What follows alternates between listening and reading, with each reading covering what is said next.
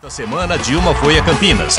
Lá fez caminhada, reuniu-se com empresários, recebeu apoio de acadêmicos e intelectuais e reafirmou seu compromisso com os trabalhadores brasileiros. Lei de férias, 13º, fundo de garantia, hora extra. Isso não muda nem que a vaca tussa.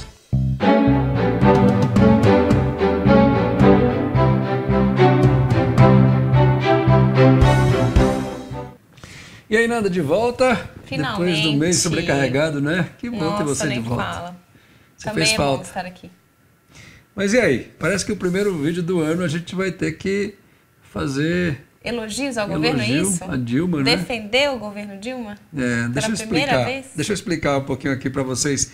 Eu recebi uma série de pedidos para fazer um vídeo sobre essa questão da vaca tossiu, porque a Dilma falou isso na campanha, que não ia mexer em férias, 13º, fundo de garantia, né?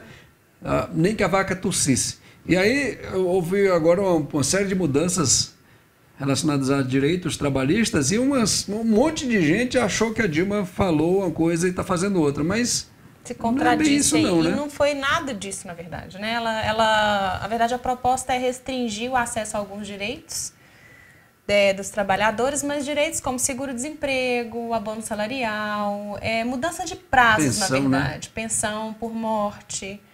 Mas ela não mexe em 13º, ela não mexe em férias, ela não mexe no fundo de garantia. Isso a gente tem que ser bem claro e honestos, né? E justos, porque a gente já falou várias coisas aqui que a gente acha que fica dúbio, que é errado do governo Dilma, mas isso aí ela não errou, não. A vaca ela foi fiel ao que ela falou. Até então, né? Até agora. A vaca ainda não tossiu, pessoal. A vaca ainda não tossiu, Mas falando das mudanças que ela fez, Felipe, qual que é a sua opinião a respeito do que ela propôs? Eu acho que é uma necessidade. O que acontece no Brasil é que nós temos um país extremamente paternalista, que essa questão de relação de trabalho, de leis trabalhistas, isso tudo, eu acho que o modelo brasileiro é um modelo que no final da história acaba sendo prejudicial, inibe a criação de empregos. As empresas elas pensam 2, 3, 4, 5, 10 vezes antes de abrir vagas de emprego, porque é uma série de leis que emperram, que travam. Só para dar um exemplo para vocês entenderem melhor, aqui no Canadá nós não temos nem a metade dessas leis que tem no Brasil com relação à proteção ao trabalho.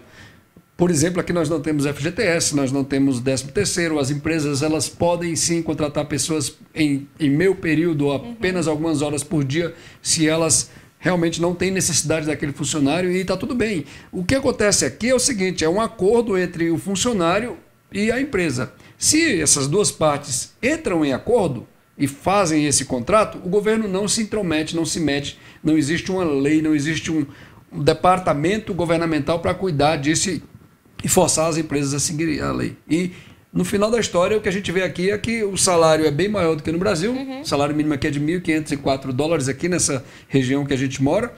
E nós temos aqui uma situação de praticamente pleno emprego, né? Bem estável.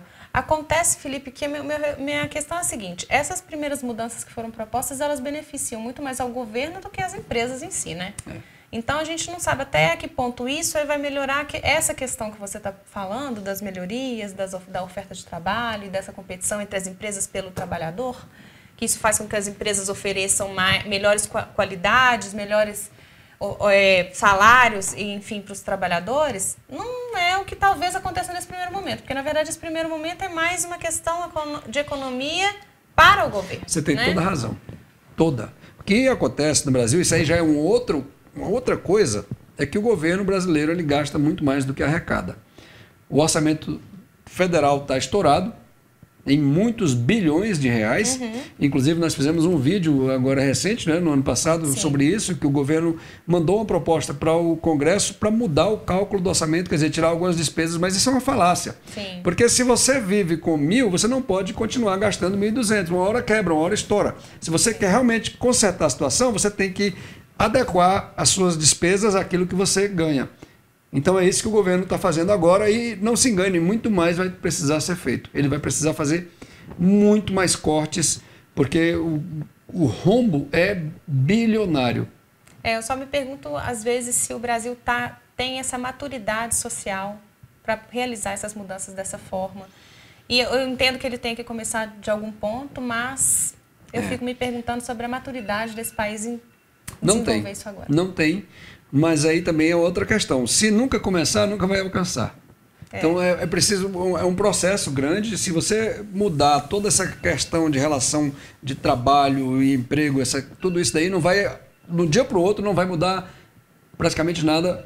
Vai ser um caos, é verdade, vai ser uma bagunça generalizada e à primeira vista parece que vai ser uma coisa muito ruim. Mas o que acontece é o seguinte, é preciso que se comece a dar esses passos. Não há outra alternativa. É uma coisa que a gente sempre quando a gente conversa, você sempre fala, Felipe, toda reforma gera bagunça, né?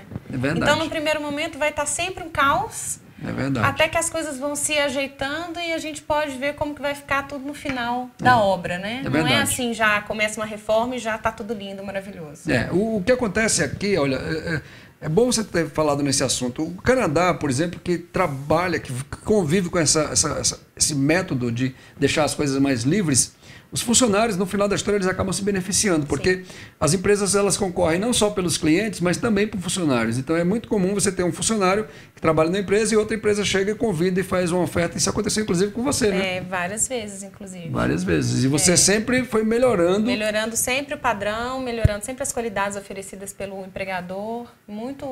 É muito interessante o processo assim. É estranho no primeiro momento, porque a gente está acostumado a ser beneficiário, né, no Brasil, não a ser tratado de igual para igual com o empregador, que na verdade é o que acontece aqui, né? Tanto o empregador quanto os funcionários, eles têm direitos de fazer o que eles acham melhor para si. E foi um baque, assim, a primeiro momento, porque eu estava acostumada com outro regime, mas eu vou te confessar que eu gosto bastante. Acho que isso é muito mais produtivo para mim, enquanto profissional. É verdade. É verdade.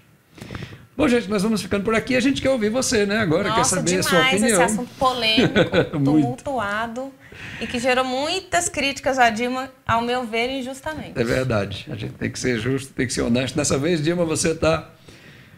Você brilhou. Vou dar uma estrelinha para ela? Vamos. Não, né? Então, ele falou que vão.